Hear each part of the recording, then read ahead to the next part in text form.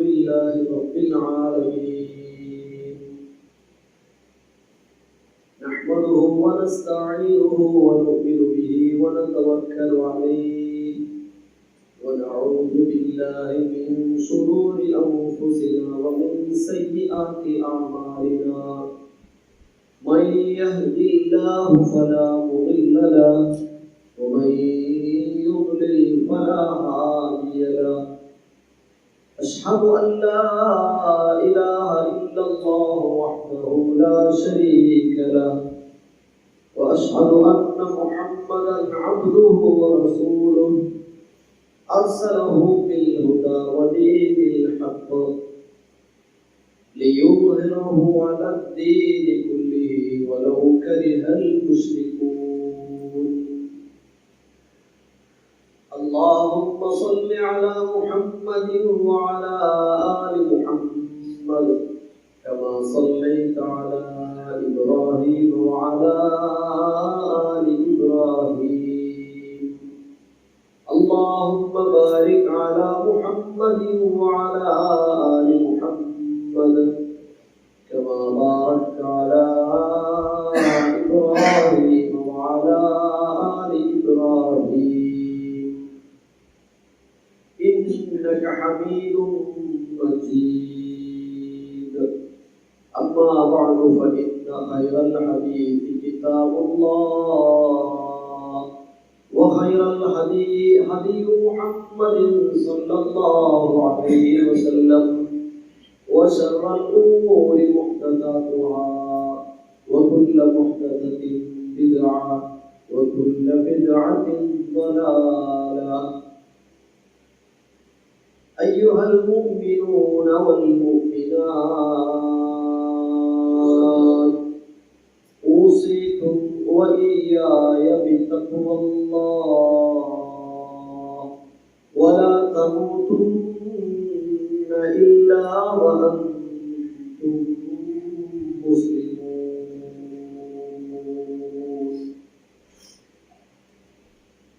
أعوذ بالله من الشيطان الرجيم بسم الله الرحمن الرحيم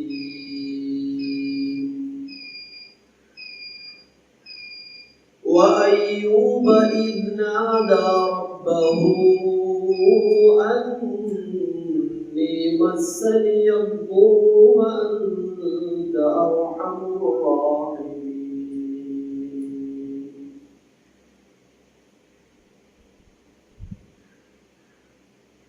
സ്നേഹബഹുമാനമുള്ള സത്യവിശ്വാസികളെ സത്യവിശ്വാസിനികൾ അല്ലാഹു സുബ്ഹാനഹു വ തആലയിൽ പരമാവധി തഖ്വയുള്ള സൂക്ഷ്മതയുള്ള ദാസന്മാരായി ജീവിക്കുവാൻ എന്നും എപ്പോഴും ശ്രദ്ധയുണ്ടാകണം എന്ന് ആമുഖമായി ഓർമ്മപ്പെടുത്തുകയാണ് വസിയത്ത് ചെയ്യുകയാണ്. ദുനിയവിയും ഉഖ്റവിയുമായ ഭൗതികവും പാരത്രികവുമായ നേട്ടങ്ങൾക്ക് വേണ്ടി ഒട്ടേറെ പ്രവർത്തനങ്ങളിൽ മുഴുകുന്ന ആളുകളാണ് ഞാനും നിങ്ങളും. നമ്മുടെ പ്രവർത്തനങ്ങളെ പരിശോധിച്ചാൽ രണ്ടായിട്ട് അതിനെ തിരിക്കാം. ഒന്ന് പ്രധാനമായും പരലോക മോക്ഷം തന്നെയാണ്. പരലോകത്ത് സ്വർഗം ലഭിക്കണം. മരണം മുതൽ ബർസഖിയായ ജീവിതം മുതൽ സ്വർഗീയ സന്തോഷങ്ങൾ അനുഭവിക്കാൻ കഴിയണം. പുനർജന്മം മുതൽ ശാശ്വതമായ സ്വർഗം അനുഭവിക്കാൻ കഴിയണം. അതാണ് നമ്മുടെ ഒരു ലക്ഷ്യം. ആ ലക്ഷ്യം സാക്ഷാത്കൃതമാകുന്നതിന് വേണ്ടിയുള്ള, ആ ലക്ഷ്യത്തിലേക്ക് എത്തുന്നതിന് വേണ്ടിയുള്ള ഒട്ടേറെ പ്രവർത്തനങ്ങളായി ഇബാദത്തുകൾ ചെയ്തുകൊണ്ടിരിക്കുന്നവരാണ്.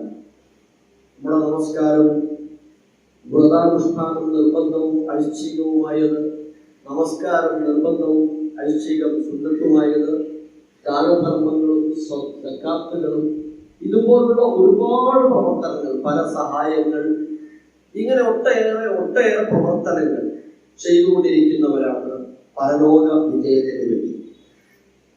ഭൗതികമായ പ്രവർത്തനങ്ങൾ അഥവാ പരലോക ജീവിതത്തിലേക്കുള്ള കവാടമായ മരണം വരെയുള്ള ദുനിയവിയായ ജീവിതത്തിൽ അല്പമൊക്കെ സന്തോഷത്തിന് വകയുണ്ട്, അനുഭവിക്കാമെന്ന അനുവാദം നൽകപ്പെടുകയും ചെയ്തിട്ടുണ്ട്. ആ സന്തോഷത്തിനും സുഖത്തിനും വേണ്ടിയുള്ള കുറേ പ്രവർത്തനങ്ങൾ അതും നമ്മൾ ചെയ്യുന്നുണ്ട്.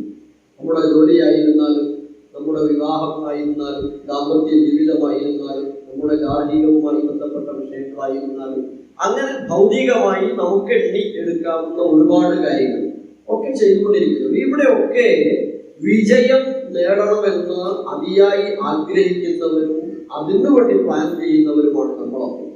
പക്ഷേ പലപ്പോഴും ഇവിടെയുള്ളത് നാം അറിയണം. ഇപ്പൊ തന്നെ ഇവിടെയുള്ള പല വിഷയങ്ങളിലും നമുക്ക് വിജയിക്കാൻ കഴിയുന്നില്ല, അല്ലെങ്കിൽ നമ്മൾ പരാജയപ്പെടും. പാരത്രികമായത് അവിടെ എത്തിയിട്ടേ പറയാൻ പറ്റുള്ളൂ. ഇപ്പൊ നമുക്ക് അറിയില്ല എന്താ സ്ഥിതി. അവിടെ എത്തിയിട്ടേ അത് ജയിക്കുകയാണോ പരാജയമാണോ സംഭവിക്കുന്നത് അവിടെ എത്തിയാലേ അതറിയുള്ളൂ, അവനവനെ അറിയുള്ളൂ. അപ്പൊ ഈ ഇരു ലോകത്തെയും നമ്മുടെ ലക്ഷ്യങ്ങൾ സാക്ഷാത്കരിക്കപ്പെടുന്നതിനും അതേപോലെ ആഗ്രഹങ്ങൾ സഫലമാകുന്നതിനും ആവശ്യമായ അതിപ്രധാനമായ ഒരു ഘടകത്തെ കുറിച്ചാണ് നമുക്കൊക്കെ നേരത്തെ അറിയാവുന്നതാണെങ്കിലും ഓർമ്മപ്പെടുത്തലാണ് ജുമുഅ ഖുതുബകൾ എന്നതുകൊണ്ട് ഇന്ന് ഓർമ്മപ്പെടുത്താൻ ഉദ്ദേശിക്കുന്നത്. അദ്ദുആ, പ്രാർത്ഥന. പ്രാർത്ഥനയാണ് ഒരു മനുഷ്യനെ, വിശേഷിച്ചൊരു വിശ്വാസിയെ സംബന്ധിച്ചിടത്തോളം അവന്റെ ഇരുലോക നേട്ടങ്ങളുടെയും വിജയങ്ങളുടെയും അടിസ്ഥാനപരമായ ഘടകം. നമ്മൾ എത്രയെത്ര പ്രവർത്തിച്ചാലും ശരി, പ്ലാൻ ചെയ്താലും ശരി, ആളെ കൂട്ടിയാലും ശരി, വിജയം നേടാൻ സാധ്യമാകണമെന്നില്ല. സുനിശ്ചിതമാണ് ആത്യന്തികമായ വിജയം നേടാൻ കഴിയണമെങ്കിൽ ദുആ എന്ന ഇബാദത്ത് ഉണ്ടായിരിക്കണം. നമസ്കാരമായിരുന്നാലും, മറ്റേത് കർമ്മങ്ങളായിരുന്നാലും, പുണ്യപ്രവർത്തനങ്ങളായിരുന്നാലും, കണ്ണീരൊപ്പൽ പ്രവർത്തനമായിരുന്നാലും, നാം നൽകുന്ന വരിസംഖ്യകളുടെ സ്വീകരണമായിരുന്നാലും, എവിടെയായിരുന്നാലും അത് സ്വീകരിക്കപ്പെടാൻ ദുആ ഉണ്ടായിരിക്കണം എന്നതാണ്. അദ്ദുആ ത്വരീഖുൻ നജാത്ത് എന്നാണ് അതിനെ കുറിച്ച് പ്രധാനമായി പറയുന്നത്. രക്ഷയുടെ മാർഗം ദുആ ആണ്. നിങ്ങളുടെ ദുആ ഇല്ലെങ്കിൽ നിങ്ങളെ അല്ലാഹു പരിഗണിക്കൂല കേട്ടോ എന്ന് പോലും വിശുദ്ധ ഖുർആനിലൂടെ പ്രവാചകൻ സ്വല്ലല്ലാഹു അലൈഹി വസല്ലം നമ്മെ പഠിപ്പിച്ചു. എന്തിനാ ഈ ഒരു വിഷയം പറഞ്ഞത്? ദുആന്റെ പ്രാധാന്യം അറിയാത്ത ആരും ഈ കൂട്ടത്തിലുണ്ടെന്ന് എനിക്ക് തോന്നുന്നില്ല. എല്ലാവർക്കും ദുആന്റെ പ്രാധാന്യം അറിയാം. പക്ഷെ എന്തിനാ ഇത് ഓർമ്മപ്പെടുത്തുന്നത്? ഞാനടക്കം ഈ സംസാരം മുതലും ഈ കേൾക്കുന്ന സമയം മുതലും നിങ്ങളും ഞാനും ഇനി മുതൽ കുറച്ചുകൂടെ ദുആ ചെയ്യാൻ സമയം കണ്ടെത്തണം. ആ ഒരു ചോദ്യം എന്നോടും നിങ്ങളിലേക്കും ചോദിക്കാൻ വേണ്ടി മാത്രമാണ് ഈ വിഷയം അവതരിപ്പിക്കുന്നത്. എത്ര സമയം പ്രാർത്ഥിക്കാൻ എടുക്കുന്നു? ഓരോരുത്തരും ചോദിക്കും. ഓരോരുത്തരും വിഷയം ഉണ്ടായിട്ടല്ല, ആർക്കും അറിയാത്തതല്ല. ദുആ എന്ന വിഷയം അറിയാത്ത ഒരാളും ഈ കൂട്ടത്തിലില്ല. എന്റെ ശബ്ദം കേൾക്കുന്ന സമൂഹങ്ങൾ, സഹോദരങ്ങളിൽ ഒരാളും ദുആന്റെ പ്രാധാന്യം അറിയാത്തവരില്ല, ഫദ്ൽ അറിയാത്തവരില്ല. എങ്കിലും ഞാൻ എത്ര സമയം ദുആവിനെടുക്കുന്നത്? എന്റെ പല കാര്യങ്ങൾക്കും ഞാൻ എടുക്കുന്ന ആത്മാർത്ഥമായി വിനിയോഗിക്കുന്ന സമയങ്ങളില്ലേ, നമ്മുടെ പല കാര്യങ്ങൾക്കും, നമ്മുടെ ചെറിയ ചെറിയ പല കാര്യങ്ങൾക്കും ആത്മാർത്ഥമായി നാം വിനിയോഗിക്കുന്ന സമയം, ആ സമയമല്ലോ ഉള്ള സമയം എന്തെങ്കിലും ആവണട്ടോ എന്നൊക്കെ പറഞ്ഞ് പലതും ചെയ്യാനിരിക്കുന്ന നമ്മളിൽ എത്ര പേരുണ്ട് ആ പ്രാർത്ഥന കേട്ടോ? പ്രാർത്ഥനയ്ക്കൊരു സമയം, അത് ബോധപൂർവം അതിന് വേണ്ടി നമ്മുടെ നിസ്കാരം പോലെ ഒരു പ്രാർത്ഥന. അപ്പൊ പ്രാർത്ഥനയിലാണ്, പ്രാർത്ഥനയ്ക്കുള്ള സമയമായിട്ട് എത്ര കണക്കാക്കുന്നു എന്ന് ഞാൻ എന്നോട് ചോദിക്കുന്നു, നിങ്ങൾ നിങ്ങളോട് ചോദിക്കും. പിന്നെ എവിടെ നമ്മുടെ പ്രശ്നങ്ങൾക്ക് പരിഹാരമുണ്ടാകും? പിന്നെ എത്രത്തോളം നമ്മുടെ നേട്ടങ്ങൾ ഇല്ലായ്മയുടെ കാര്യത്തിൽ സങ്കടപ്പെടണം? അപ്പൊ പ്രാർത്ഥന വിജയത്തിന്റെ, രക്ഷയുടെ ഏറ്റവും പ്രധാനപ്പെട്ട മാർഗമാണ് പ്രാർത്ഥന എന്നത്.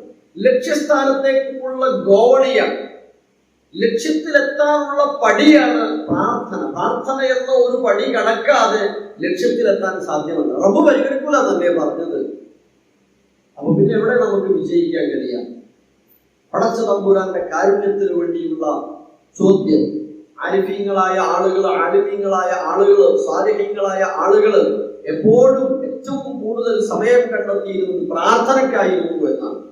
പ്രവാചകന്മാരുടെ സഹാബത്തിന്റെ ചരിത്രമൊക്കെ പരിശോധിക്കുമ്പോൾ അവർ തരണം ചെയ്ത അവരുടെ പ്രതിബന്ധങ്ങളെല്ലാം അതിന്റെയൊക്കെ പിന്നിൽ ശക്തമായ പ്രാർത്ഥനയും നിരന്തരമായ പ്രാർത്ഥനയും തുടരെയുള്ള പ്രാർത്ഥനയും ഉണ്ട് എന്ന് വിശുദ്ധ ഖുർആനും അതുപോലെ ചരിത്രവും നമ്മെ കൃത്യമായി ബോധ്യപ്പെടുത്തുന്നുണ്ട്. ആ ഒരു ആയുധം എല്ലായിട്ടുണ്ട്. പക്ഷേ ഞാൻ തന്നെ തീരുമാനിച്ച് എൻ്റെ കയ്യിൽ ഉണ്ടായിരിക്കുന്ന ഒരു ആയുധമാണ് പ്രാർത്ഥന. എത്രത്തോളം ഞാൻ പ്രാർത്ഥിക്കുന്നു. ചെറിയ കാര്യങ്ങളായിരുന്നാലും വലിയ കാര്യങ്ങളായിരുന്നാലും പ്രാർത്ഥന എത്രത്തോളം. നമ്മൾ ഒരു കാര്യത്തിൽ നമ്മൾ പലപ്പോഴും ജാഗ്രതയുള്ളവരാണ്. പ്രാർത്ഥിക്കണം, പ്രാർത്ഥനയിൽ ഉൾപ്പെടുത്തണേ. യാത്ര ചെയ്യുന്നവരോട്, ഉംറയ്ക്ക് പോകുന്നവരോട്, രോഗമായി കിടക്കുന്നവരോടൊക്കെ നമ്മൾ പറയും നമുക്ക് വേണ്ടി പ്രാർത്ഥിക്കണേ. പക്ഷെ ഞാൻ എനിക്ക് വേണ്ടി എത്ര പ്രാർത്ഥിക്കുന്നു, അവിടെയാണ് നമ്മുടെ ചിന്ത വേണം എന്ന് ആമുഖമായി ഞാൻ ഉണർത്തിയത്. ഏറ്റവും വലിയ ഔഷധമാണ് പ്രാർത്ഥന എന്നാണ്. ഏറ്റവും വലിയ ഔഷധം. അതിന്റെ ഫضലുകൾ വിശദീകരിക്കുന്നതിന് ഒന്നാമത്തെ ഫضൽ നമ്മൾ മനസ്സിലാക്കേണ്ടത്, പ്രാർത്ഥനയുടെ ഫضല് എണ്ണിയാൽ തീരില്ല. വിശേഷിച്ച് ഇബാദത്തിന്റെ മർമ്മമാണ് ദുആ. ഇബാദത്തിന്റെ മർമ്മമാണ്, കാതലാണ് ദുആ. പ്രാർത്ഥന, ഇബാദത്ത് എന്ന് പറഞ്ഞാൽ അത് പ്രാർത്ഥനയാണ്. അപ്പൊ നമ്മുടെ ഏത് ഇബാദത്തുകളുടെയും മർമ്മപ്രധാനമായ ഒന്ന് സ്വീകരിക്കപ്പെടാനുള്ള ഒരു ഘടകമാണ് ആ ഇബാദത്തുകളൊക്കെ പ്രാർത്ഥനയുടെ പിൻബലത്തോടുകൂടെയും പ്രാർത്ഥന നിരതവും ആയിരിക്കണം എന്നത്. പ്രവാചകൻ സല്ലല്ലാഹു അലൈഹി വസല്ലം സൂറത്ത് ഗാഫിറിലൂടെ പ്രാർത്ഥനയെ കുറിച്ച് പഠിപ്പിക്കുന്ന ഒരു കാര്യമുണ്ട്. وقال ربكم ادعوني أستجب لكم إن الذين يستكبرون عن عبادتي سيدخلون جهنم داخرين. وقال ربكم നിങ്ങളുടെ റബ്ബ് ഇതാ പറഞ്ഞിരിക്കുന്നു, ഉദ്ഉനി അസ്തജിബ് ലക്കും, നിങ്ങൾ എന്നോട് പ്രാർത്ഥന നടത്തുക, നിങ്ങൾ എന്നോട് പ്രാർത്ഥിക്കുക, അസ്തജിബ് ലക്കും, ഞാൻ നിങ്ങൾക്ക് ഉത്തരം നൽകും. എന്നിട്ട് പറഞ്ഞത് ഇന്നല്ലദീന യസ്തക്ബിറൂന അൻ ഇബാദതി, എന്നാൽ എന്നോട് പ്രാർത്ഥിക്കാതെ പ്രാർത്ഥന നടത്താതിരിക്കുന്ന ആളുകൾ, ഇന്നല്ലദീന യസ്തക്ബിറൂന അൻ ഇബാദതി, എന്നോടുള്ള ആ ഇബാദത്തിൽ അഹങ്കാരം നടിക്കുന്ന ആളുകൾ, സയദ്ഖുലൂന ജഹന്നമ ദാഖിലീൻ, നിന്ദ്യരായി നരകത്തിൽ പ്രവേശിക്കേണ്ടി വരും എന്ന്. അപ്പൊ ആലോചിച്ചു, പ്രാർത്ഥന എന്ന ഇബാദത്ത് നമ്മളെ ഇബാദത്ത് എന്ന് പറയുമ്പോഴേക്ക് നമ്മുടെ മനസ്സിലേക്ക് വരുന്ന കുറെ ഇബാദത്തുകളുടെ പേര് എഴുതാൻ പറഞ്ഞാൽ നമ്മൾ എഴുതുക, പ്രാർത്ഥന എഴുതുന്നത് വളരെ കുറച്ചായിരുന്നു. കാരണം നമ്മൾ ഇബാദത്ത് എന്ന് പറഞ്ഞാൽ എണ്ണി പഠിച്ച നിസ്കാരം, നോമ്പ്, സക്കാത്ത്, ഹജ്ജ്, ഇങ്ങനെ കുറച്ച് കാര്യങ്ങൾ മാത്രമേ ഇബാദത്ത് എന്ന് പെട്ടെന്ന് കാണും. മർമ്മമാണ് ദുആ. ദുആ ചെയ്യാത്ത ആളുകൾ നരകാവകാശികളാണെന്ന് പറയുമ്പോൾ നമ്മുടെ കാര്യത്തിന് വേണ്ടി ചോദിക്കുവാൻ എത്രത്തോളം നമ്മൾ സമയം കണ്ടെത്തേണ്ടതുണ്ട് എന്ന് ആലോചിക്കുക. ഉദ്ഉനി അസ്തജിബ് ലക്കും, ഉദ്ഉനി അസ്തജിബ് ലക്കും. പ്രയാസങ്ങളെ ഇല്ലായ്മ ചെയ്യാൻ, മാറ്റി നിർത്താൻ, അകറ്റിക്കളയാൻ, അതേപോലെ ഹൈറുകളെ വലിച്ചെടുത്തു കൊണ്ടുവരാൻ സാലിഹ്യങ്ങളായ ആളുകൾ ഉപയോഗിച്ച ആയുധമാണ്, ഉപയോഗിക്കേണ്ട ആയുധമാണ് പ്രാർത്ഥന എന്ന് വിശദീകരിക്കപ്പെടുന്നുണ്ട്. ഹൈറ് കിട്ടാൻ നമ്മൾ കുറെ പ്ലാൻ ചെയ്തിട്ട് കാര്യമില്ല എന്ന് പറഞ്ഞല്ലോ. ഹൈറ് കിട്ടാൻ ചോദിക്കണം, നിരന്തരമായി ചോദിക്കണം. ഇൻഷാ അല്ലാഹ് ഞാൻ പറയാം, അതിന്റെ അദബുകൾ പറയാം. അതേപോലെ തന്നെ പ്രവാചകൻ സല്ലല്ലാഹു അലൈഹി വസല്ലം അതിന്റെ മാർഗമായി പഠിപ്പിച്ച ഒരു കാര്യം, മൻ ഫുതിഹ ലക്കും ലഹു മിൻകും ബാബു ദുആ, മൻ ഫുതിഹ ലഹു മിൻകും ബാബു ദുആ, നിങ്ങൾക്ക് ആർക്കാണോ ദുആഇന്റെ വാതിൽ തുറക്കപ്പെട്ട് കിട്ടുന്നത്, ഫുതിഹത് ലഹു അബ്വാബു റഹ്മ, അവരെ സംബന്ധിച്ചിടത്തോളം കാരുണ്യത്തിന്റെ കവാടങ്ങൾ തുറക്കപ്പെട്ട് കഴിഞ്ഞു. അപ്പോൾ നമ്മുടെ പ്രാർത്ഥന സ്വീകരിക്കപ്പെടുന്ന ഒരു ഘട്ടം വന്നു കഴിഞ്ഞാൽ നമുക്ക് നമ്മുടെ ഇഹപര ജീവിതത്തിന് റഹ്മത്തിന്റെ കവാടങ്ങൾ തുറക്കപ്പെടുന്നു എന്ന് പ്രവാചകൻ സല്ലല്ലാഹു അലൈഹി വസല്ലം റവാഹു തുർമുദി. എന്നിട്ട് പറഞ്ഞു, ഇന്ന ദുആ, തീർച്ചയായും ദുആ യൻഫഉ മിമ്മാ നസല വമാ ലം യൻസിൽ, ഇറങ്ങിയതിലും ഇറങ്ങിയിട്ടില്ലാത്ത കാര്യങ്ങളിലും, ഇറങ്ങാനിരിക്കുന്ന അല്ലെങ്കിൽ വരാനിരിക്കുന്ന കാര്യങ്ങൾക്ക് വേണ്ടിയും ദുആ ഏറ്റവും പ്രയോജനപ്പെടും കേട്ടോ എന്ന്. വന്നു ഭവിച്ചിട്ടുള്ള പ്രയാസങ്ങൾക്ക് തുറവി ലഭിക്കുവാൻ അല്ലാഹുവിനോട് ദുആ ചെയ്യണം നിങ്ങളെന്ന്. വരാനിരിക്കുന്ന പ്രയാസങ്ങൾക്ക്, ആവശ്യമായ ഗുണങ്ങൾക്ക്, നേട്ടങ്ങൾക്ക് നിങ്ങൾ ദുആ ചെയ്തുകൊണ്ടേയിരിക്കണം എന്ന്. ഇത്രയും വലിയ ഒരു ആയുധമായി ദുആഇനെ പരിശുദ്ധ ഇസ്ലാം നമുക്ക് മുമ്പിൽ പഠിപ്പിച്ചു തരികയാണ്. പക്ഷേ നമ്മൾ പ്രാർത്ഥനയ്ക്ക് എത്രത്തോളം സമയം കണ്ടെത്തുന്നു എന്ന് നമ്മൾ ഓരോരുത്തരും ചോദിക്കുക. അംബിയാ മുർസലുകൾ അവരുടെ ജീവിതത്തിലെ പ്രാർത്ഥനയെ കുറിച്ച് ഏറ്റവും പ്രധാനമായി പ്രവാചകൻ സല്ലല്ലാഹു അലൈഹി വസല്ലമ ബദറിന്റെ സന്ദർഭത്തിൽ പ്രാർത്ഥിച്ച പ്രാർത്ഥനയുണ്ട്. പ്രവാചകൻ ശത്രു സൈന്യത്തിലേക്ക് നോക്കിയപ്പോ ആയിരക്കണക്കിന് ആളുകളുണ്ട്. തന്റെ സഹോദരങ്ങൾ, അനുയായികൾ തന്റെ സൈന്യത്തെ നോക്കിയപ്പോ വളരെ ചുരുക്കം ആളുകൾ മാത്രം, 300ഓളം ആളുകൾ മാത്രമേ ഉള്ളൂ. പ്രവാചകൻ സല്ലല്ലാഹു അലൈഹി വസല്ലമക്ക് ഒരേ ഒരു മാർഗം റബ്ബിനോട് പറയുക എന്നതേ ഉള്ളൂ. പ്രവാചകൻ സല്ലല്ലാഹു അലൈഹി വസല്ലമ റബ്ബ് സുബ്ഹാനഹു വ തആലയുടെ മുമ്പിൽ ഖിബ്ലക്ക് അഭിമുഖമായി നിന്നുകൊണ്ട് ഇരു കൈകളും ഉയർത്തിയിട്ട് പ്രാർത്ഥിക്കുന്നത് അല്ലാഹുമ്മ അൻജിസ് ലി മാ വഅദ്തനി, അല്ലാഹുവേ എന്നോടുള്ള വാഗ്ദത്തം അത് നീ എനിക്ക് നിറവേറ്റി തരണമേ, വിജയം നൽകണമേ. അല്ലാഹുമ്മ ആതി മാ വഅദ്തനി, അല്ലാഹുമ്മ ഇൻ തുഹ്ലിക് ഹാദിഹിൽ ഉസാബ മിൻ അഹ്ലിൽ ഇസ്ലാം ലാ തുഅബദ് ഫിൽ അർദ്. പിന്നെ ഭൂമിയിൽ നീ ആരാധിക്കപ്പെടുന്ന, നിന്നെ മാത്രം ആരാധിക്കുന്ന ഒരു സാഹചര്യമില്ലാതെയാകും. റബ്ബേ വിജയിപ്പിക്കണേ, വിജയം നൽകണമേ. ആത്മാർത്ഥമായ പ്രാർത്ഥനയായിരുന്നു. പിന്നെ അവിടെ ഓട്ടമല്ല, ഇനി എന്താണെന്ന് നോക്കി വേറൊന്നും ഒരുക്കി കൂട്ടാനല്ല ഓടിയത്. നേരെ മറിച്ച് ഇനി പ്രാർത്ഥനയുടെ പിൻബലമല്ലാതെ മറ്റൊന്നുമില്ല. റബ്ബിന്റെ മുമ്പിൽ കൈകൾ ഉയർത്തിയിട്ട്, മനസ്സ് തുറന്നു വെച്ചിട്ട്, കണ്ണ് നനഞ്ഞിട്ട് ആത്മാർത്ഥമായി പ്രാർത്ഥിക്കുകയാണ്. ഈ പ്രയോഗങ്ങളിലൊക്കെ കുറെ അദബുകളുണ്ട്.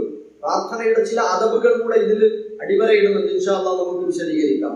അങ്ങനെ റബ്ബിനോട് ആത്മാർത്ഥമായി പ്രാർത്ഥിക്കുക. അംബിയാ മുർസലുകളുടെ ചരിത്രം പറയുമ്പോൾ അയ്യൂബ് അലൈഹിസ്സലാമിന്റെ ചരിത്രം വളരെ പ്രധാനമാണ്, പ്രചോദനമേകുന്നതാണ്. രോഗം ബാധിച്ചു, എല്ലാവരും അകന്നു പോകും വിധത്തിലുള്ള രോഗമാണ്, മൂർച്ഛിച്ച രോഗാവസ്ഥയിലാണ്. അയ്യൂബ് അലൈഹിസ്സലാം പ്രാർത്ഥിക്കുകയാണ്. ആത്മാർത്ഥമായി പ്രാർത്ഥിക്കുക, തീർന്നല്ല. നമ്മൾ പലരും പറയാറുള്ള പ്രയോഗമുണ്ട്.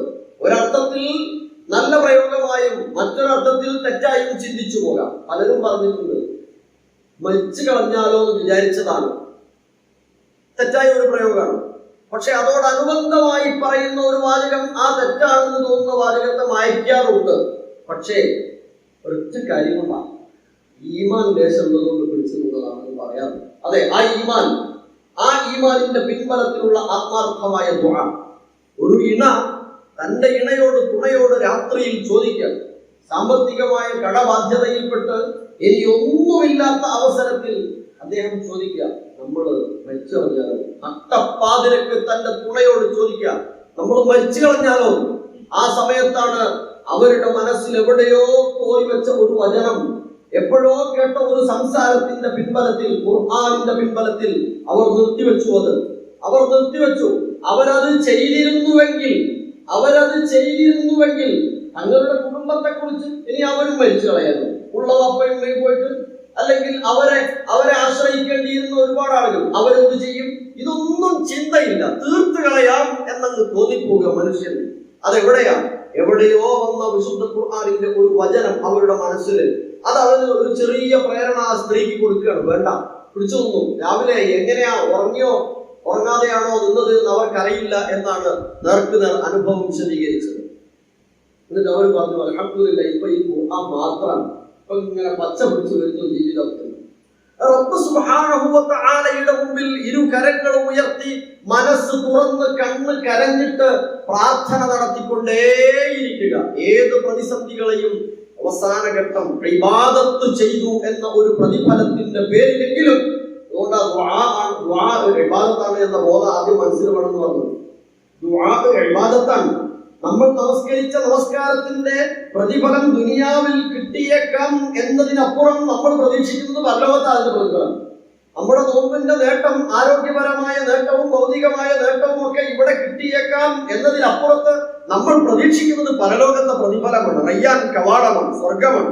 ഇതുപോലെ സക്കാത്തിന്റെയും സദഖയുടെയും ഒക്കെ അങ്ങനെയാണ് ആഗ്രഹിക്കുന്നത് എന്ന പോലെ തന്നെ പ്രാർത്ഥന എന്ന അതിപ്രധാനമായ ആരാധനയുടെ മർമ്മം, പ്രാർത്ഥന നടത്തുന്നതിന്റെ പ്രതിഫലവും നമ്മൾ പ്രതീക്ഷിക്കുന്നത് പരലോകത്താണ്. പക്ഷേ ഇവിടെയും നമുക്കത് ലഭിക്കും, ഇവിടെയും നമുക്കത് ലഭിക്കും.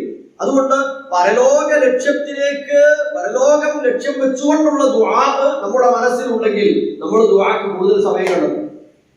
നമ്മൾ ദുആന് കൂടുതൽ സമയമെടുക്കും, എടുക്കണം. 4-5 മിനിറ്റ് നമസ്കരിക്കാൻ എടുക്കുന്ന സമയം ഇൻഷാഅല്ലാഹ് പറയാം. അതിലപ്പുറം ദുആഇന് വേണ്ടി കൂടെ സമയം കണ്ടെത്താൻ നമുക്ക് കഴിയണം. അവിടെ അയ്യൂബ് അലൈഹിസ്സലാം പറഞ്ഞത് വഅയ്യൂബ ഇദ്നാദാ റബ്ബഹു അന്നീ മസ്സനിയദ്ദുർ വഅൻത അർഹമുർ റാഹിമീൻ. പ്രാർത്ഥനയുടെ സ്വഭാവം എന്തായിരിക്കണം എന്നുകൂടെ ഈ വചനത്തിനുള്ളിൽ അടിവരയിടപ്പെടുന്നുണ്ട്. വിശദീകരിക്കാം. റബ്ബേ, എനിക്ക് അർഹമുർ റഹീമീനായ റബ്ബേ, ഞാൻ അനുഭവിക്കുന്ന ഈ ദുരിതത്തിൽ നിന്ന് നീ എനിക്ക് ശമനം നൽകണമേ എന്ന് പോലും പറഞ്ഞില്ല. അതാണ് സർ അവിടെ വിഷയം അവതരിപ്പിക്കുക. റബ്ബിന്റെ മുമ്പിൽ അവതരിപ്പിച്ച മതി എന്നുവരെ അങ്ങനെ റബ്ബിന്റെ മുമ്പിൽ അതങ്ങ് ഇറക്കി വെക്കുക. റബ്ബേ, ശമനം നൽകണമേ എന്ന് അർത്ഥം. എല്ലാവിധത്തിലുള്ള ഹമ്മുകളും ദൂരീകരിക്കപ്പെടാൻ, മായ്ക്കപ്പെടാൻ മാത്രം ശക്തമായ ആരാധനയാണ് പ്രാർത്ഥന. അല്ലാഹു അങ്ങനെ അവനിൽ നിത്യവും നിരന്തരമായി എന്നും എപ്പോഴും നടക്കുമ്പോഴും ഇരിക്കുമ്പോഴും കിടക്കുമ്പോഴും ഉറങ്ങാൻ നേരവും ഉറങ്ങിയെടുത്തേൽക്കുമ്പോഴും എല്ലാ സമയങ്ങളിലും പ്രാർത്ഥന വിട്ടൊന്നുമില്ല. ജീവിതത്തിന്റെ മുഴു സമയങ്ങളിലും പ്രാർത്ഥിച്ചുകൊണ്ടിരിക്കുന്ന, പ്രാർത്ഥനയ്ക്ക് സമയം കണ്ടെത്തുന്ന ആളുകളുടെ വിവാദങ്ങളുടെ കൂട്ടത്തിൽ നമ്മെ എല്ലാവരെയും ഉൾപ്പെടുത്തി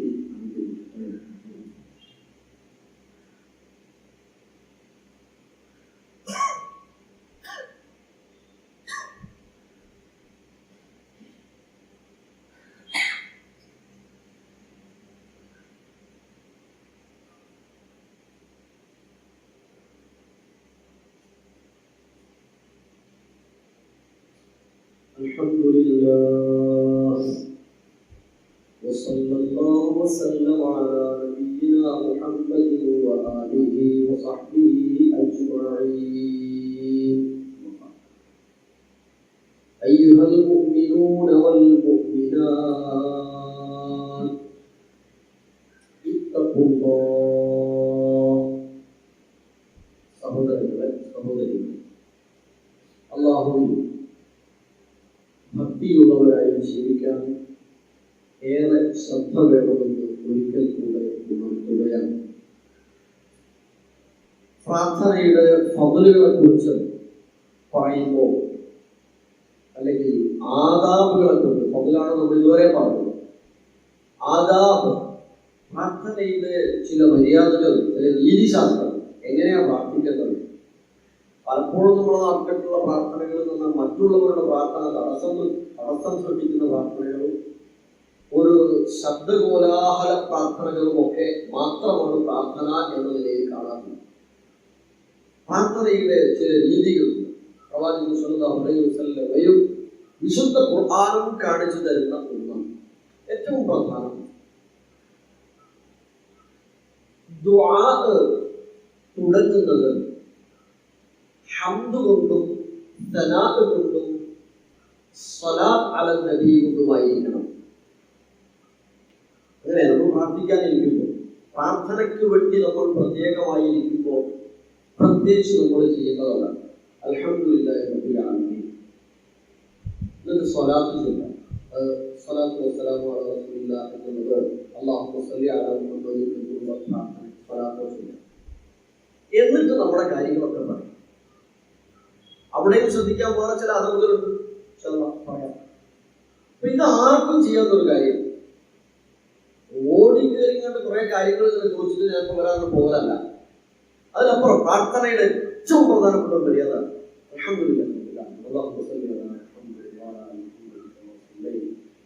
അങ്ങനെ ഒരു പ്രാർത്ഥന തുടങ്ങുക എന്നത് പ്രാർത്ഥനയുടെ അദബുകളിൽ അതിപ്രധാനമായ ഓർക്കാൻ എളുപ്പമാണ്. ആരും മറന്നുപോലും എല്ലാവർക്കും അറിയാം, ചെയ്യാൻ എളുപ്പമുള്ള കാര്യമാണ് പ്രാർത്ഥനയുടെ ഒന്ന്. പ്രവാചകൻ സല്ലല്ലാഹു അലൈഹി വസല്ലം ഒരിക്കലും നിൽക്കുമ്പോൾ ഒരു സഹാബി വന്നു. അദ്ദേഹം അങ്ങനെ പ്രാർത്ഥിച്ചുകൊണ്ടിരിക്കുകയാണ്. പ്രാർത്ഥിക്കുമ്പോ പ്രവാചകൻ സല്ലല്ലാഹു അലൈഹി വസല്ലം പറഞ്ഞു, അദ്ദേഹത്തിന്റെ പ്രാർത്ഥന അല്ലാഹുമ്മ ഗ്ഫിർലി വർഹംനി എന്നാണ് തുടങ്ങിയത്. അങ്ങനെയാണ്.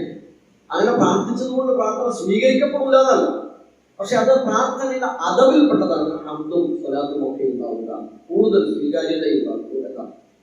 പ്രവാചകൻ അദ്ദേഹത്തോട് പറഞ്ഞു, താങ്കൾ അജിൽ മുസല്ലി, സ്ത്രീകളുന്ന ആളാണ്, താങ്കൾ വല്ലാതെ ധൃതിപ്പെടരുത്, അങ്ങനെ ധൃതിപ്പെടരുത്, മറിച്ച് എന്ത് ചെയ്യൂ, ഇത് അസല്ലൈത ഫഖഅദ്ത ഫഹ്മദില്ലാ ബിമാ,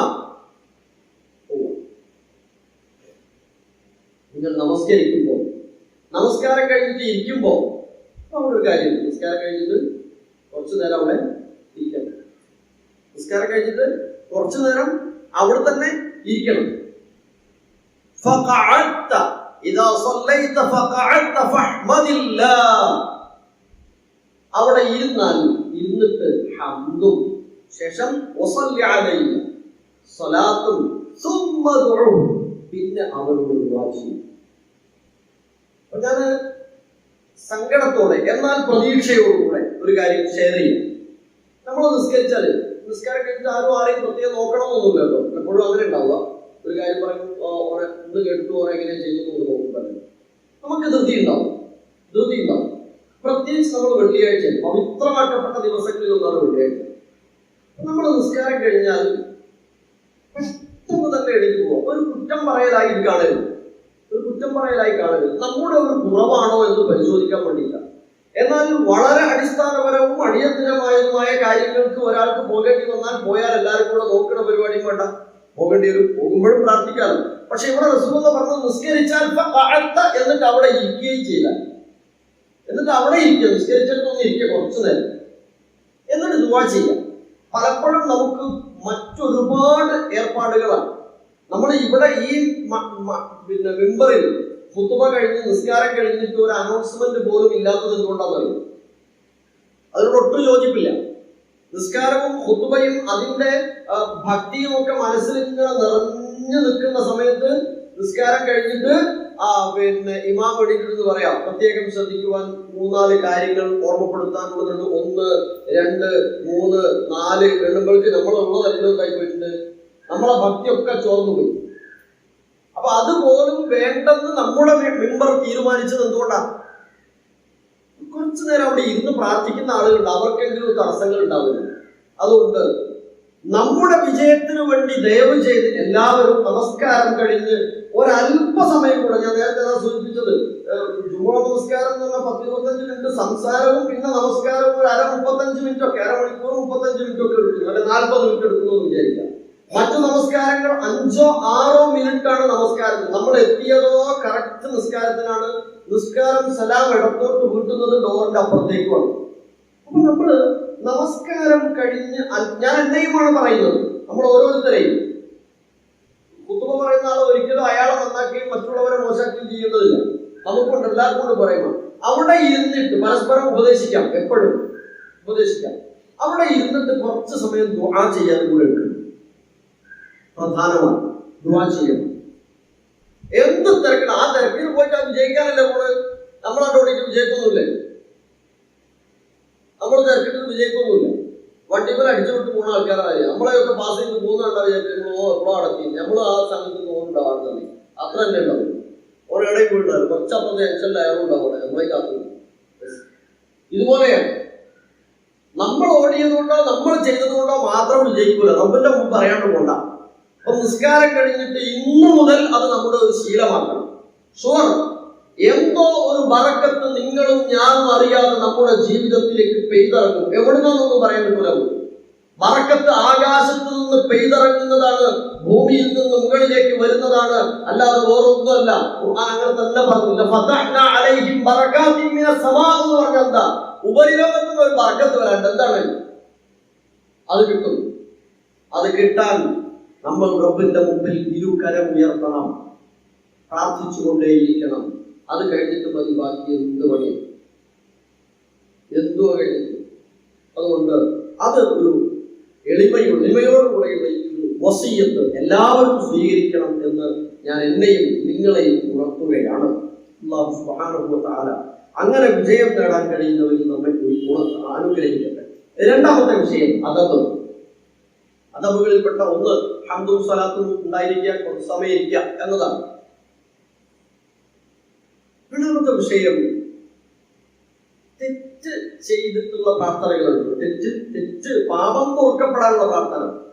കുറെ നേട്ടങ്ങൾക്ക് വേണ്ടി ചോദ്യങ്ങളുള്ള മാത്രം ചോദ്യമല്ലല്ലോ പ്രാർത്ഥന എന്ന് പറയുമ്പോൾ അതിൽ പല പ്രാർത്ഥനയുണ്ടാവും. തെറ്റ് ചെയ്തു പോലുള്ള പ്രാർത്ഥനയുണ്ടാവും. നമുക്കൊക്കെ തെറ്റ് വരാറുണ്ട്, ദിവസവും തെറ്റ് വരാറുണ്ട്. അപ്പൊ അതിന് തെറ്റ് നമ്മളൊന്ന് ബോധ്യപ്പെടും, നമ്മൾ ഉറപ്പിക്കാം. അല്ലെങ്കിൽ ദമ്പ് കുറ്റം സമ്മതിക്കുക, അല്ലെങ്കിൽ ഇഅ്തിറാഫ് എന്നൊക്കെ പറയുന്നത് കുറ്റം സമ്മതിക്കുക. അവരുടെ പാപങ്ങൾ അവർ തിരിച്ചറിഞ്ഞു, ഇപ്പോഴാ ബോധ്യപ്പെട്ടത് എന്ന് പറയുന്നു. ഖിയാമത്തിൽ വരുന്നൊരു സംഭവം. അതുപോലെ നമ്മൾ നമ്മുടെ കുറ്റം ബോധ്യപ്പെടും. ഈ തെറ്റ് പറ്റിയിട്ടുണ്ട്. വേറെ ആരെയും മുമ്പിൽ നമ്മൾ സമ്മതിക്കില്ലെങ്കിലും റബ്ബിന്റെ മുമ്പിൽ സമ്മതിക്കാൻ നമുക്ക് കഴിയും. അതിൽ ആരും ഇഷ്ടമില്ല, ആരും മറച്ചിട്ടില്ല. അവൾ റബ്ബിന്റെ മുമ്പിൽ തെറ്റ് പറയറബയ്ക്ക് വന്നു പോയി, തെറ്റ് ഞാൻ ചെയ്തത് തെറ്റാണ്, അതിനുള്ള ഒരു ഖേദം നമ്മുടെ മനസ്സിലുണ്ടാകണം. അത് നമുക്ക് പ്രവാചകന്മാരുടെ പ്രാർത്ഥനകളിലൊക്കെ കാണാൻ കഴിയും. യൂനുസ് അലൈഹിസ്സലാമിന്റെ പ്രാർത്ഥന കാണാം. ഫനാദാ ഫിൽ ളുലുമാതി അല്ലാ ഇലാഹ ഇല്ലാ അൻത സുബ്ഹാനക ഇന്നി കുന്തു മിനൽ ളാലിമീൻ. ഞാൻ തെറ്റ് അക്രമം പ്രവർത്തിച്ചിട്ടുണ്ട് റബ്ബേ എന്ന് റബ്ബിന്റെ മുമ്പിൽ പറഞ്ഞിട്ട് സുബ്ഹാനക പ്രാർത്ഥിക്കാം. നീ പരിശുദ്ധനാണ്. തെറ്റ് സംഭവിക്കും. തെറ്റിൽ തന്നെ വീണ്ടും വീണ്ടും ഉറച്ചു നിൽക്കുന്ന ഒന്നുണ്ടാകരുത്. അസ്മുണ്ടായിരിക്കണം പ്രാർത്ഥനയിൽ, ഇൽഹാഹ് ഉണ്ടായിരിക്കണം. റബ്ബിനോട് ചോദിച്ചുകൊണ്ടേയിരിക്കണം. കിട്ടണം. നമുക്കൊരു വാശിയൊക്കെ വേണം പ്രാർത്ഥനയിൽ. റബ്ബേ എനിക്ക് തരണം. നീ തരൂല എന്ന് ഒരിക്കലും ഞാൻ വിശ്വസിക്കുന്നില്ല. നീ എനിക്ക് തരും എന്ന് പ്രതീക്ഷയുണ്ട്. റബ്ബേ എനിക്ക് തരണം, ഞാൻ ചോദിച്ചുകൊണ്ടേയിരിക്കും. ഇതാ, അതൊരു ബുദ്ധിമുട്ടിക്കലല്ല റബ്ബിനെ കുറ്റപ്പെടുത്തലല്ല. റബ്ബിനോട് ഞാൻ എന്നും ചോദിച്ചുകൊണ്ടേയിരിക്കും. ഇദാ ദഅ അഹദുകും ഫൽയഅസിമിൽ മസ്അല വലാ യഖൂലന്ന അല്ലാഹുമ്മ ഇൻ ശിഅത ഫഅഅ്തിനി. അല്ലാഹുവേ ഈ തരിയാണെ തന്നോ എന്ന് പറയരുത്. ഈ തരിയാണെ തന്നാ മതി എന്ന് പറയരുത്. മറിച്ച് റബ്ബിനോട് പറയണം ഫഇന്നഹു. അത് ആ ഒരു അവസ്ഥയിലാകാതെ പ്രാർത്ഥിച്ചുകൊണ്ടേയിരിക്കണം.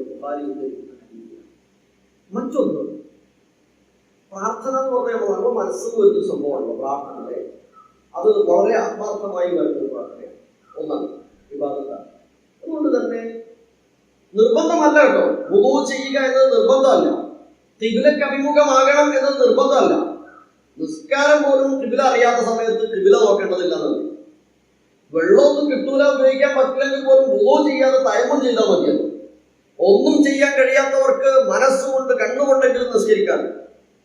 അപ്പൊ ഇവിടെ പ്രാർത്ഥനക്ക് കൂടുതൽ നല്ലതാണ് വുളൂ ചെയ്യുകയും ഇസ്തിഖ്ബാലും ഖിബ്ലയും. അതും കൂടെ ചെയ്യുമ്പോൾ നിങ്ങൾ ആലോചിച്ച് നോക്കി, നമ്മൾ അതിനുവേണ്ടി ഒരുങ്ങിയത്, അതിനും ഒരുങ്ങിയത് പ്രാർത്ഥിക്കാൻ പ്രത്യേകമായി പ്രാർത്ഥന നടത്തുക.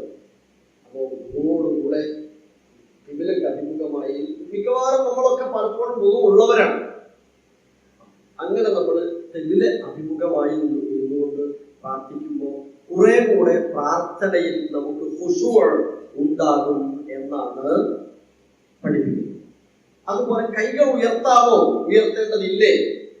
കൈകൾ ഉയർത്താം. കൈകൾ ഉയർത്തി പ്രാർത്ഥിക്കുന്നതുകൊണ്ട് ഒരു വിരോധമില്ല. കൈകൾ ഉയർത്തി പ്രാർത്ഥിക്കാം. ബുഖാരി ഉദ്ധരിക്കുന്ന ഹദീസില് അല്ലാഹുമ്മ ഗ്ഫിർലി ഉബൈദ് ബിൻ ആമിർ എന്ന് പറഞ്ഞ് പ്രവാചകൻ സല്ലല്ലാഹു അലൈഹി വസല്ലം പ്രാർത്ഥിക്കുന്ന ഒരു പ്രാർത്ഥന ഉണ്ട്. അപ്പോൾ പ്രവാചകൻ സല്ലല്ലാഹു അലൈഹി വസല്ലമയുടെ കൈ ഉയർന്നതായി കണ്ടിരുന്നു എന്നാണ്. കൈ ഉയർത്തിക്കൊണ്ട് തന്നെ പ്രാർത്ഥിക്കുന്നത് കൊണ്ട് പ്രയാസമൊന്നും വിഷയമൊന്നുമില്ല. വെള്ളം കൊണ്ടുവരാൻ പറഞ്ഞു, വുളൂ ചെയ്തു പ്രവാചകൻ. എന്നിട്ട് കൈകൾ ഉയർത്തി പ്രാർത്ഥിച്ചു. പ്രാർത്ഥനയിൽ കൈകൾ ഉയർത്താം. കൈകൾ ഉയർത്തിയില്ലെന്നതുകൊണ്ട് പ്രത്യേകിച്ച് പ്രശ്നങ്ങളൊന്നുമില്ല. കൈകളൊക്കെ ഉയർത്തിയിട്ട് നമ്മൾ ഇങ്ങനെ പ്രാർത്ഥിക്കുമ്പോഴുള്ള നമ്മുടെ പ്രാർത്ഥനയിലേക്കുള്ള ഒഴുക്കവും മനസ്സും അതിലേക്കുള്ള ഒരു ഒരു ബന്ധമൊക്കെ ഒരു ചേർച്ചയൊക്കെ ഉണ്ടാകുന്നു എന്നതുകൊണ്ട് അതൊക്കെ വൈകാരികമായ വിഷയങ്ങളാണ്. അവിടെ ഒന്നും വേറെ ചിന്തകളൊന്നും വേണ്ടതില്ല. പ്രാർത്ഥനയ്ക്ക് ആ വിധത്തിലുള്ള കുറേ അദബുകൾ. സമയം, മുസ്തഹബായ ചില സമയങ്ങളുണ്ട് പ്രാർത്ഥനയ്ക്ക്. പ്രാർത്ഥന സ്വീകരിക്കപ്പെടുന്ന പ്രത്യേകമായ ചില സമയങ്ങളുണ്ട്. ആ സമയങ്ങളിൽ നമ്മൾ പ്രത്യേകമായും പ്രാർത്ഥിക്കാൻ തയ്യാറാണ്. സമയം കണ്ടെത്തണം. ഏതുപോലെ അഞ്ചു നേരത്തെ ഫർദ് നമസ്കാരങ്ങൾക്ക് ശേഷം, അത് നമ്മൾ നേരത്തെ പറഞ്ഞത് 5-6 മിനിറ്റ് നിസ്കരിച്ചാൽ ഒരു 4 മിനിറ്റ് പ്രാർത്ഥിക്കാൻ സമയം കണ്ടെത്തണം. ചാട്ടപ്പാടാന്ന് പറഞ്ഞ് എനിക്ക് പോകരുത്, പ്രാർത്ഥിക്കണം. പറഞ്ഞല്ലോ, മറക്കത്തെ ഉള്ളതോന്നില്ല, ഒരു സംശയമില്ല. അങ്ങനെ ചെയ്തു നോക്കാം, ചെയ്യണം.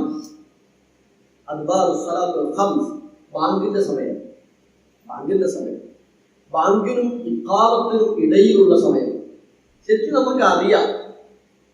പക്ഷെ നമ്മൾ ആലോചിച്ചു, ഞാൻ പലപ്പോഴും ആലോചിച്ചൊരു വിഷയമാണ്, പരമാവധി പ്രാവർത്തികമാക്കാറുള്ള കാര്യം.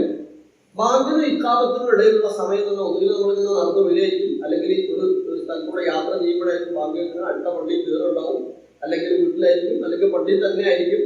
ഏതായിരുന്നാലും ബാങ്കിനും ഇഖാമത്തിനും ഇടയിലുള്ള ഒരു സമയം ഏത് സന്ദർഭത്തിലാണ് നമ്മളെങ്കിലും ഒന്ന് പ്രാർത്ഥിക്കാലോ. അയാൾ എവിടെയായിരിക്കണം എന്ന് പറഞ്ഞിട്ടില്ല. ബാങ്കിനും ഇഖാമത്തിനും ഇടയിലുള്ള സമയത്തെ പ്രാർത്ഥന സ്വീകരിക്കപ്പെടും. അപ്പൊ നമുക്ക് അങ്ങനെയുള്ള സമയങ്ങളിലേക്ക് നമ്മൾ എന്തൊക്കെ കാര്യം നൽകും, നമ്മൾ ആ സമയം നേരത്തെ മനസ്സിൽ കാണണം. ബാങ്ക് കഴിഞ്ഞാൽ ദുആ ചെയ്യണം. അപ്പൊ അത്രയും സമയം ദുആയിൽ മുഴുകുന്നത് മാത്രമല്ല, വേറെ പലതിൽ നിന്നും നമ്മൾ രക്ഷപ്പെടുകയും ചെയ്യും. അതുകൊണ്ട് നമ്മൾ കീപ്പ് ചെയ്യും ആ ഒരു സമയം. നമ്മൾ ഏത് മേഖലയിൽ പ്രവർത്തനങ്ങളിലായിരുന്നാലും നമുക്ക് പ്രാർത്ഥിക്കുവാൻ കഴിയും. സുലുസുൽ അഖീർ മിനൽ ലൈൽ, രാത്രിയുടെ അവസാന സമയം, രാത്രിയുടെ 3-ൽ അവസാന ഭാഗം പ്രാർത്ഥനയുടെ പ്രധാനപ്പെട്ട സമയം. നമ്മൾ ഏതായാലും സുബഹിക്ക് എണീക്കും, ചിലപ്പോൾ അതിന് മുമ്പേ എണീക്കും. ആ സമയത്തുള്ള പ്രാർത്ഥന വളരെ പ്രധാനമായ പ്രാർത്ഥനയാണ്.